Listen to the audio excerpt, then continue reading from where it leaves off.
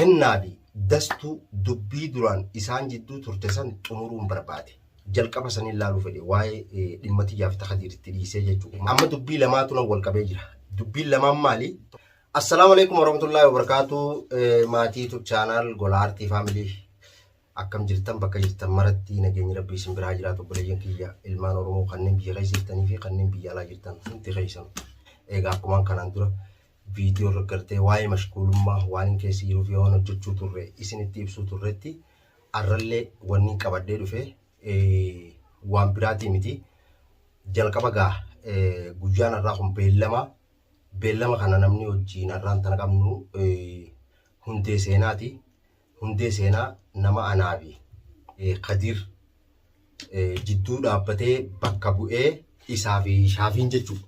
Shaafiilleen dhufu jira yoo rabbi jee garuu immoo jalqaba irratti hundee seenaa amma xiqqummaa fi illee na bira ga'uuf yeroo dhufe immoo maalitti akka wajjin tarkaanfannu ni ilaaltan. Maaliif yoo jettan dubbii xiyyaa fi Khadiir sanillee akka keessa jiraatu kennaan haasawoo gartee walumaanuu teenye innillee bifa manguddummaatiin akka nu jidduu jiraatu jecha jalqaba wanni godhuu barbaanne taajuu namni Anaafi kennaa jidduu kanaan dura haasawee akkasuma gaa kennaan obboleessuma kiyya obboleessa rabbiitii hedduu haa galatoomu innillee na cinaa dhaabbate wallaahi hedduu takkaan akka ilma Oromoo tokkotti akka nama tokkotti hedduudhaan isa jaaladhaa hedduun isa kabajaa walillee miidhuu turru walillee gartee wanna godhuu yoo turre namni eega gartee dhiifama jee badii sanii hubatee as deebi'ee rakkoo na qunnamte san rakkoo san keessaa na baasuudhaaf na gargaaree jechuudha. Silaa irratti inninis rakkoo san irratti rakkoo biraa dabalee arra tana keessaa bahuu jechuu barbaadeeti. Kanaafuu wanni niin jechuu barbaade walumaa galatti hordoftoota kiyyaa yoo rabbi jee inshaallahu ta'ala hundeen seenaa yeroo na bira ga'e amma dubbii lamaatu na wal qabee jira. Dubbiin lamaan maali? Tokkoffaa dastuu kumaan isiniin jee alhamdulillah isilleen viidiyoo isinii martee jirte arkeetiin jira. Mana isii galtee Naafi Khadiir jidduu dhaabbachuuf manguddoon jirtu tuni isaanuma kanallee dabaladhee Hennaafi dastuu dubbii duraan isaan jidduu turte san xumuruun barbaade. Qabeenya gartee kennaanis balleeyse isii jalaa ka isiillee sammuun tuqamtee arraga alhamdulillah isiin fayyite san jalqaba san ilaaluu fedhe waa'ee dhimma xiyyaaf Khadiiritti dhiisee jechuudha. Maaliif inninis obboleessa kiyyaa hedduuna cinaa dhaabbatee jechuu barbaadeeti kennaan. Kanaafin anis hatattamaan waan kana manguddummaadhaan haasofnee xumurree bultii isaa keessatti akka ol deebi'u barbaade. Hatattamaan akka dubbii tana xumurree isallee kennaa jechuudha gara mana isaatti kan ol deebisu isaaf dastuullee kan waliif fayyisuun barbaade. Tanaafin gaa manguddoomma dhufu jirtu tana tokkoffaa amma namni na bira ga'u jiru hundeedha. Akkasumatti gaa hundeen ugguu na bira dhufe gartee namoota biraallee inni dabalanna yeroo kennaa wajjin gartee haasawaa jalqabne ammoo an hundeen akka na bira dhufetti isa fuudheeti yoo rabbi jee taajullee dabaladhee waliin gatteenyee dubbannaa jechuudha. Kanarratti maal seetan dastuunis amma yeroo gartee mana galtee mana jirtu kana waan dubbatte tokkollee ni qabdii jechuudha.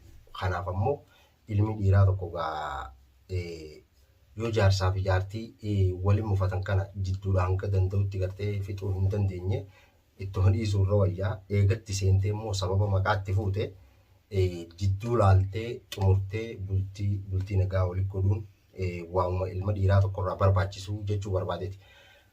Itti aansee wanni jechuu barbaade hordoftoota kiyya walumaa galatti warroottan gara miseenjeraatii fi teelegiraam akkasumatti iimoollee waatsaappiin illee na dubbiftan waa'ee gololchaafaa maaliif nasu gololchaas cinaa dhaabbachuu dhabdee furmaata illee akkana keessa jirti akkam jettanii warri naas gaafattan deebi'ee immoo warri raajiillee akkana keessa jira nasu bira dhaabbadhu jettanii viidiyoo jalatti illee kommentii naa barreessitan obboleeyyan kiyyaan bakka isin ittiin ergitan arraas boruus irraa nafuu arraas duris ni beeytanii garuu haalaan naa mijjatuu didee haala naa mijjatuu didee kana du'aa inaa godha rabbi naa mijjeessu. Kanan dura waan hojjechuu ture agartanii anis rakkoo keessa kan ture agartanii gaafa rakkoo sanillee isinillee akkasumatti gartee rakkattanii du'aa inaa godhuu turtanii amma immoo namoota gartee silaa bakka raajiittis haa ta'u bakka gololchaattis haa ta'u namoota dubbiseetu waan ba'u akkami maali jeetuma nama iyyaafachaa jira jechuudha. Garuu qaamaan achitti argamee rakkoo isaanii san furuudhaaf yookaan isaanii hojii qooddachuudhaaf wanni na daangeessu jiru maali beeytanii kana dura waan irra jiru isinii meerran deebi'u isiin amma jirtu beellama akkuma qabannee manguddoo gaa namoota eegaa jirraa jechuudha. Kuni maali?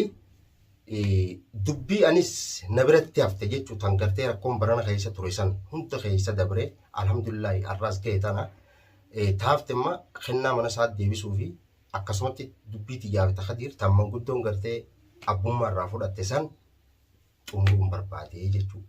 Akkasumatti isaanillee manguddoon sanillee xumuruu barbaadee jechuudha. Kana guyyaa tokkoof lama keessatti xumuraan ani bakka isin ittiin ergitan arraas boruus achittiin argamaa obboleeyyan kiyya. Kanaafuu waan biraa takka waliin baane immoo wanni ol beeku hanganuma isin dhageessuu fi hanganuma gurra isin buusuu fi yoo rabbi jeeqa akkasumatti aashaalleen gartee dastuudhaan dhagee ilaalaa jechuu jirti. Mana isitti isii bira dhagaa jechuu jirti. Isiilleen achitti argamu ta'isi anamma garuu taajuu birattiin argamu ta'a yoo rabbi jeeqa viidiyoolee wantoota itti aananii walitti deebinaa isinilleen akka dubbiin turunarraa dhumattuu fi mashkuulummaa kana keessaa akka rabbi na baasu isinilleen du'aayinaa godhaan jechuu barbaade. Kanaaf yaada biraalleen qabu Oromootiyya hanga viidiyootti aantu viidiyoo biraatiin walitti deebinu. Assalaamu alaikum warahmatullaahi wabarakaatuh.